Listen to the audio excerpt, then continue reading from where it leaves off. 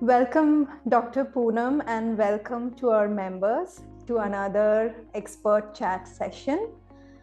Today, I'm joined by the lovely Dr. Poonam Arora for a continuation of our last topic, which was C-section births. And this is just like an extension of that session where we are going to touch on some other aspects of C-section birth. So thank you, Dr. Poonam Arora, for joining us. It was so lovely to have you last time and such wonderful feedback from my members and listeners. And we are so excited to have you again with us. Thank you for having me over and giving me an opportunity to talk about it. I would definitely look forward to having questions as well as being contacted anytime with the questions so that I can answer it. Oh, that would be so wonderful. Thank you so much for that.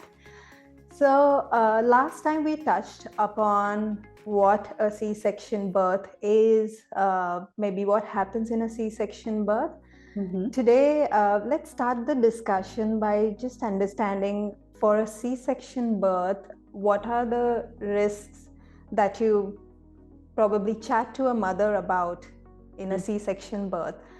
This would be beneficial, especially because we do have a few new moms in the group, so who would like to know more about C-section, what are the benefits, risks in that space. So we would love to get your feedback on that. Yeah, absolutely. It's a cesarean section. A mom can choose to have a cesarean section. So that is what we call is a maternal choice for a cesarean section, which is absolutely fine. You as a woman, as a mother, have a right to decide what sort of a birth you choose. And it's the way you perceive it is what is important. So it is absolutely fine to choose to have a maternal choice cesarean section. Yes, that is what we call is an elective cesarean section. We do emergency cesarean sections. That means when your labor had started and as the labor goes on, if things were not going as favorably as we would expect, that means whether there would be any fetal concerns or whether it be fetal means the concerns with the baby, or it is that the labor is not progressing and things are not progressing as well as one would expect. And as we are progressing in labor, so certain complications they develop during the labor itself, which prevents you from going further on, waiting for the labor to progress, then we would offer you an emergency cesarean section. Now, of course, if you decide to have a maternal choice cesarean section, which is an elective cesarean section, most likely the timing would be if everything is going well as far as the baby's growth is concerned and no other complications have developed, then generally we would recommend you to do a cesarean section at 39 weeks. The reason why we recommend at 39 weeks, so timing is extremely important, is because of the fact by 39 weeks, we do know that the baby's lungs have completely developed. And there has been recent evidence to say that even the intellectual development of the baby, even the intelligence of the baby is more so, absolutely, complete by 39 weeks gestation. Gestation is the pregnancy duration. And now prior to, your elective cesarean section, I would normally, talk to you about the risks versus benefits. Now, the risk of this cesarean section is that, yes, as far as an elective cesarean section is concerned, it is a surgical procedure. So a mom has a cut on the tummy and the cut is given in the uterus and the baby is delivered. The risks are associated with it. Most of the times it goes straight forward, but it's high risk of bleeding and infection is very minimal these days because obviously we take a lot of precautions at the time, and risk of injury to the surrounding structures. Extremely unlikely, but yes, you need to be aware of it. And then, of course, it changes your. It's not just the physical; it's how you mentally feel about it. That's also extremely important, and your chances of choosing a vaginal birth, after you've had a cesarean section, would take into consideration various other factors before you decide to have a birth after a cesarean section. So that's why we always talk about it, so that the mom is aware of it, that yes, next time it will modify your decision making if you previously had a Caesar. And so these are the important complications. And then, of course, if you went into labor and things were not progressing, then we would do an emergency cesarean section. As compared to elective and the cesarean, emergency Caesar has a high risk because you've been in labor for a long time and your body has been under a lot of stress of labor. So there's high risk of bleeding and infection. And higher risk that the tissues might be, a little more prone to hemorrhage, and that's the higher risk of having an emergency cesarean section. But of course, it is all up to the women what they choose to do, and everyone would respect your choice of what you would like to do. Okay, yep, that's wonderful. Mm-hmm. So, doctor, would you like to share with us what happens in the first 24 hours after a C-section birth? So last time we did touch upon right from the time you enter the hospital for a C-section, what are the steps? So our members can refer to the previous video to understand what are the steps involved. So just to take it ahead, what happens after delivery? After the delivery. So look, it's interesting, after the delivery starts as soon as the baby is born. So as I said, we generally tend to choose a spinal anesthetic, for the cesarean section. Your anesthetist will give you the spinal anesthetic, and as soon as the spinal anesthetic is in, we would test and make sure that it's working quite effectively, and we proceed with the cesarean section. With the the important thing is that as soon as the baby is about to born, we'll tell the anesthetist to lower the drapes, and mom can have a live feeling of the baby coming out from her womb, and mom can straight away have skin to skin, no problems at all. And then of course we clamp the cut and we cut the cord and give it to the pediatrician, and definitely the pediatrician would encourage the dad to do the cutting of the cord.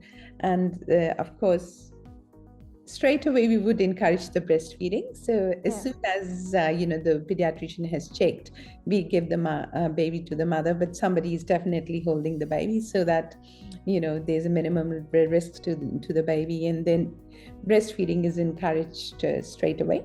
It's not that you have to wait for an hour or so if mom's up to it, but sometimes moms will say, no, I'll get into the room and do it. So that is the that's just the start which we look into.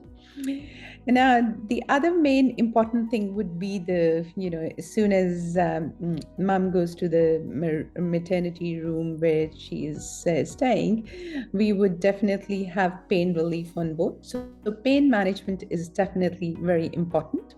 So an adequate analgesia or pain relief is charted by the anesthetist, and at the time of the cesarean section itself, to reduce the chances of hemorrhage, the anesthetist would give a medication to help the uterus to contract, so the hemorrhaging chances are to a minimal extent. We give IV antibiotics to prevent the mom from getting the infection, and we also give prophylaxis to prevent the mom from getting clots in the legs, because during the pregnancy there is a high risk of you developing clots in the legs, and that can be life-threatening at times. So mom has those 3 prophylaxis at the time itself. So once in the room with the regular pain relief on board and keeping those 3 important complications which we have prevented by giving the medications are being looked into quite well. Okay. As far as most of the times I find that women are quite disturbed with the fact that they've got a catheter in the bladder. Obviously, she's still had the spinal anesthetic, which would wear off in 2 hours' time, but still it's hard to get her from the bed and go and pass urine. So we always tell the moms that yes, there will be a catheter in the bladder, which will help for drainage of of the urine. It's amazing how the concept over time has changed. In sometimes as early as 4 to 6 hours, we would encourage the mom to get up herself and go into the loo to pass urine. Then we'll take the catheter out. And sometimes, of course, if the mom's not up to it, she's got pain and she is unable to do so, then we can leave the catheter in. The most important thing is early mobilization. That means that if we, remove the catheter and encourage her to walk to the bathroom, that will encourage her to mobilize soon and reduce the risk of clots too. Okay. So these are the things, we would always, look into. Now, after the cesarean section, mom's been quite closely monitored. We check her blood pressure, check the temperature, make sure, there's a minimal amount of bleeding from the vagina, because we want the uterus to be well contracted. Okay. And so these are the things, which have been quite looked into quite carefully. Mom can breastfeed the baby as early as I said, 5 to 10 minutes after the cesarean section. So breastfeeding is encouraged, and feeding, eating and drinking is encouraged straight away in about 2 hours time, or as early as, an hour or so, she can start taking fluids, and in 2 hours time or so, we can encourage her to have a meal. So concepts have changed now so tremendously over the years that she can be as normal as, you would be after a vaginal birth. Okay, that's amazing. Doctor, you touched upon the mother's side. I would also like to know what kind of checks are done on the baby for a C-section birth. So most of the times, the babies are monitored with the mom, in the same way as mom is being monitored. We check the oxygen saturation. So the baby's generally got a probe, attached to the finger, which will keep on checking the oxygen saturation of the baby. We check the temperature of the baby. And of course, the purpose of checking the temperature is to check for any infection. And it's sometimes the babies, when they are born, they may not be able to maintain the temperature. So that is the purpose of checking the temperature, to make sure that they need to be kept warm. So, and plus the first sign of infection to the baby in any form is drop in the temperature itself. So oxygen sats, breathing of the baby, to check for any nasal flaring, because after the cesarean section, specifically elective cesarean section, the babies, they tend to have fluid in the lungs, so they are not able to take it out straight away. So the babies can have a bit of a respiratory difficulty. So those things are very closely monitored to see if the baby needs any assistance. And of course, if it is needed, then we act on it straight away. Okay. So sorry, go ahead. No, you go ahead. Am I talking too much? No. I think it's quite a good information that you're giving us. So thank you for that. What I wanted to check is normally, it feels like if you have a C-section birth, there could be a delay in the skin-to-skin, process.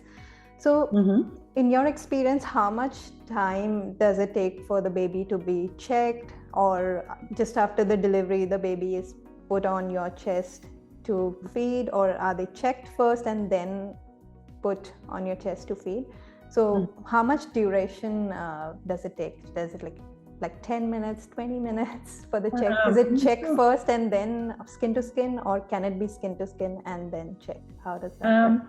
It totally depends upon the pediatrician. Some of the pediatricians, as soon as, as I said, the curtains are dropped and we lift the baby up and show it to the mother, and mom can do a skin to skin straight away.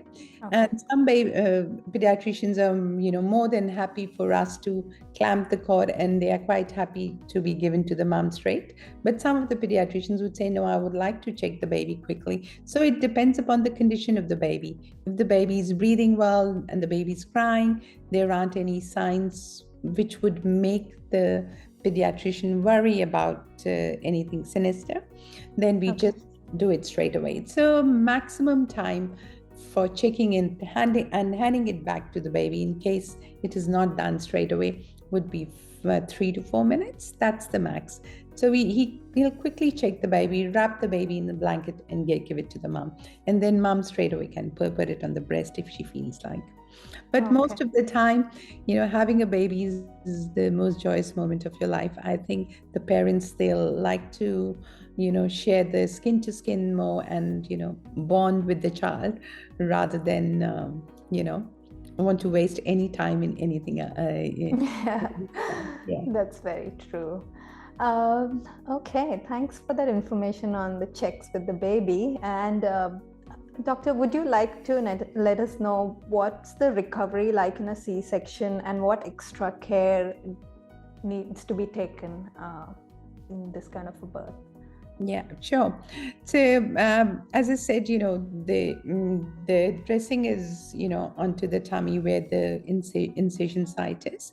So, we would, most of the times, we will tell the mom to leave the dressing on. So, the most important thing is the care of the wound, which is the cut of cesarean section. We leave the dressing on for 48 hours. Some clinician might decide to leave it for 5 days. Sometimes I leave it for 5 days because the type of dressings which we use these days, they are quite specialized. They promote the lymphatic flow, and we leave them on because we don't want any swelling or any post-op, collections in the wound. So as long as 4 to 5 days, the dressing can be left. And before the mom goes home, we would take the dressing out, and if there is a stitch which needs to be removed, then the stitch is removed, and then the woman is sent home. Yeah. But otherwise, we would just keep the area clean and dry. That is the most important thing. Prophylactic antibiotics have been given. We routinely do not prescribe antibiotics, for treating any prophylactic infection because it has already been done at the time of cesarean section. And of course, when mom is going home, the important thing is I always tell that it's important to take Panadol and anti-inflammatories to reduce the inflammation. It's not an infection, or it's not mainly the pain relief that we are after. We are also after the anti-inflammatory effect. So adequate pain relief, clean and dry wound, and as early mobilization as possible, and continued mobilization. So we always tell the women to, walk in every 2 to 3 hours, take a few steps and gradually increase the level of mobilization, because that will improve your recovery. That concept is no longer valid that you need to rest.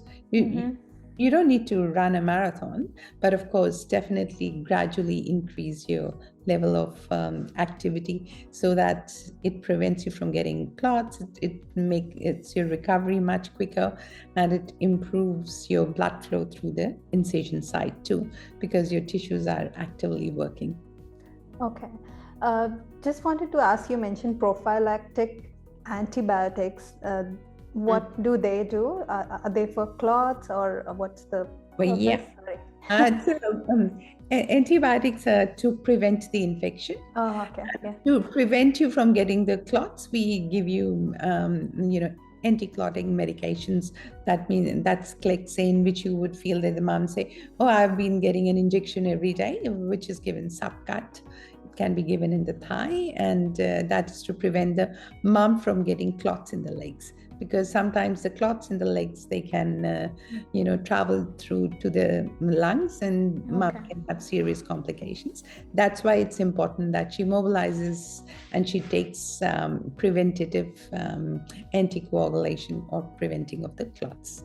Preventing of clots. So basically, that the purpose of that is to prevent clots The clots. legs. That is the injection in the leg, which can lead on to clots in the legs, in the lungs later, if not treated. So you receive 2 prophylaxis. One is for the infection, which is the antibiotic, and then the anticoagulation. And of course, we take the catheter out straight away so that, it reduces the chances of mom getting the urinary tract infection also. We do leave the catheter for minimum of 4 hours, and then it can be Okay. taken after the C-section.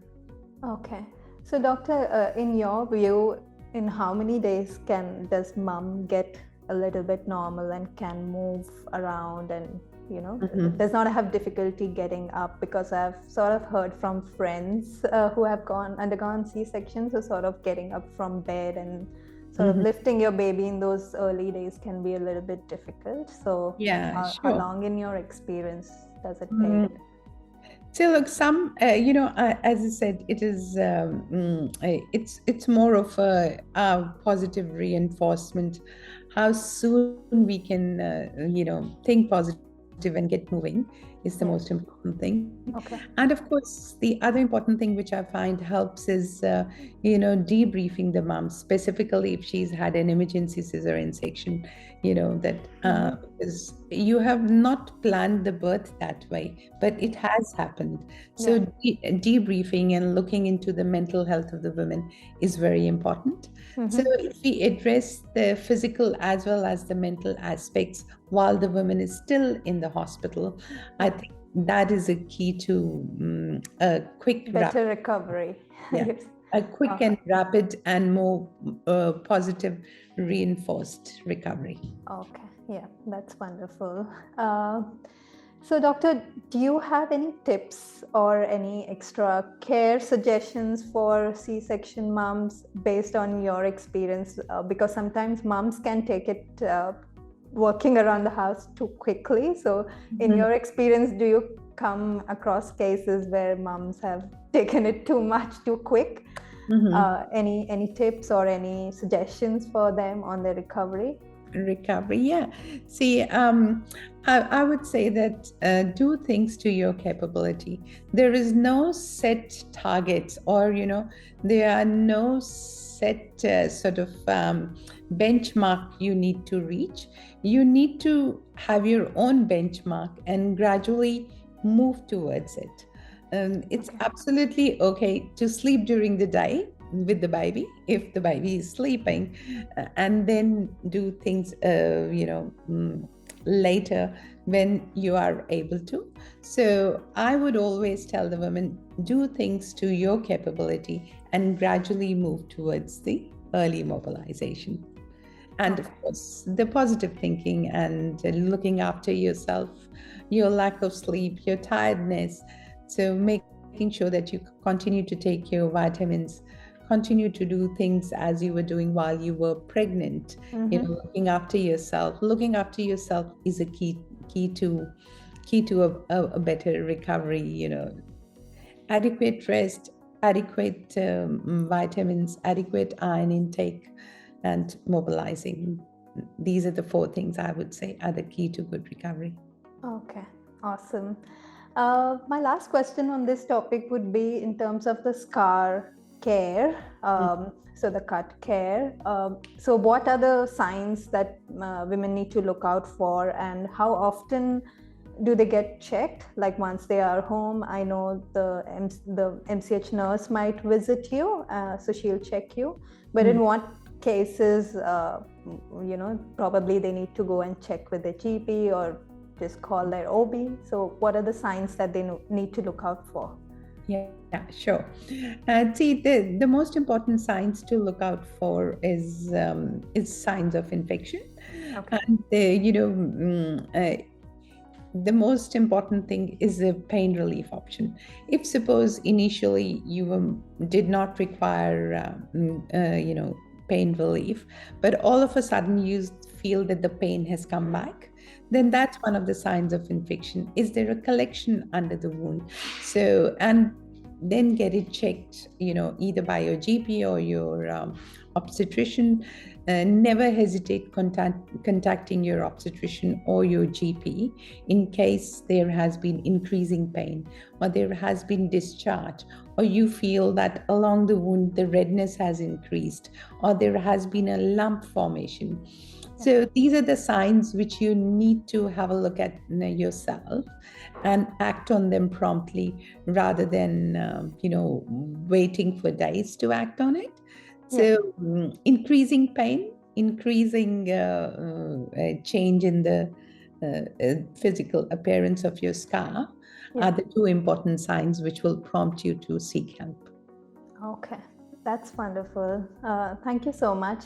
I think you have beautifully covered all the points.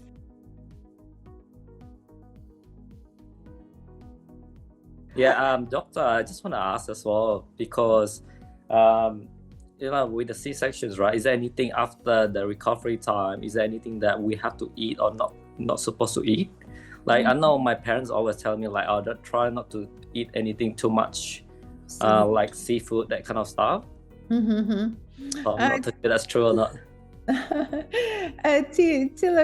there. What normally we would advise to the women to eat healthy. No food is unhealthy if it is cooked and made in a healthy manner. Yeah. So, and of course we would say that keep up to your level of activity, eat healthy, try not to eat spicy, and try not to eat fried stuff.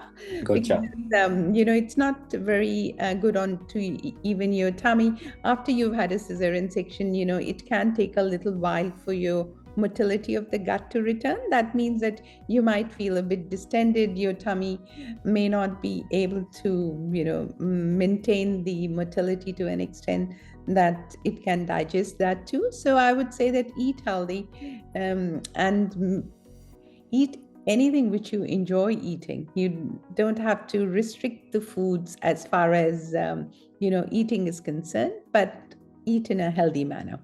Okay, thank you. Vegetables, and of course, increasing the bulk of stools after you've given birth, whether it be after a cesarean section or even after vaginal birth. Your hormones are still playing up, so you are more likely to be constipated. So I would always tell the couples to, have good amount of fruits and vegetables, bulk to your, eating, so that you can avoid constipation, avoid the pain, and make a better, quicker recovery. Sure, thanks, doctor. And how about iron pills? Because she's been taking it right now due to her blood is a bit low. So is that after the recovery still good to take, or just stop it for a bit? No, see, look, I would always encourage the women to, take iron even in the postnatal period after you've had the birth. The reason is that, for the first 6 weeks after you've had your birth, anyway, you would have a slight amount of bleeding, which may be heavy for the first 2 weeks, and then gradually it becomes lighter. So you would be losing a lot of iron, and you would be losing your red blood cells. So it's extremely important to keep taking iron up till 3 to 6 months. So that's a general advice I give to all my patients. Perfect. Thank you so much. You're welcome. Yeah. And just to add to that, like, I was also very low on iron through my pregnancy. And in fact, Dr. Poonam and even my GP suggested to continue the iron, especially till the time you're breastfeeding. Is that correct, yes. Doctor? Yeah. Absolutely. So Absolutely. I was a bit like, oh, for how long do I have to keep taking these iron supplements? And I checked with my GP, and she was like, just till the time you're breastfeeding, it's good to take it. So yeah, just definitely. Absolutely. Keep taking your supplements, keep taking iron. And look, iron is the key to a good recovery too, because if your iron levels are good, you will not feel tired. You see, look, tiredness can come from lack of sleep, can come from anemia. So you want to make sure that at least that cause you have dealt with, rather than, ignore it. Yeah. Understood. Yeah.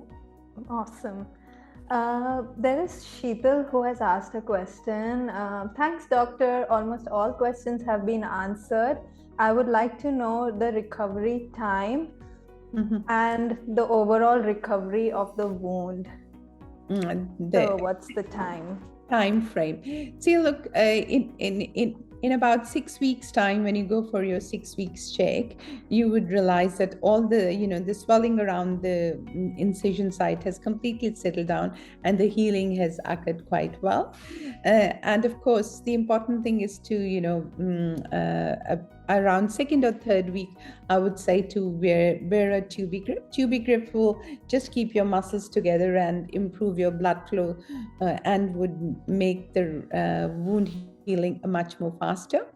So in about 2 to 3 weeks, you would feel pretty good if you looked after your wound quite well. And the full recovery is how you perceive it. It depends on what is your benchmark of your recovery.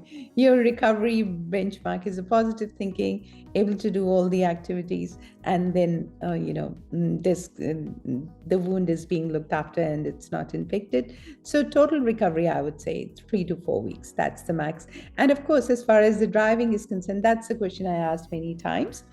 You're able to drive, at 3 weeks. So your obstetrician or your GP can give you a certificate to say that you're fit to drive. So you can be on the go, be more mobile and do a bit of a grocery shopping or go out for no, that's not just a shopping you will go out for. You can go out for a coffee with your husband or with your partner in 3 weeks' time. Absolutely. Okay. Does that answer your question, Sheetal? Did you have any more questions? Yes, that's absolutely answered my question. Thank you. No, you're welcome. Wonderful. 3 weeks is more than enough. Absolutely. You'll be surprised how fast you make the recovery. Hopefully. That's great. Hey, mamas. I hope you really enjoyed this chat and got something out of it. Don't forget to let me know in the comments what is that thing that you really liked about this chat, and if you have any questions for myself or Dr. Arora, don't forget to leave it in the chats. Thank you so much. See you soon.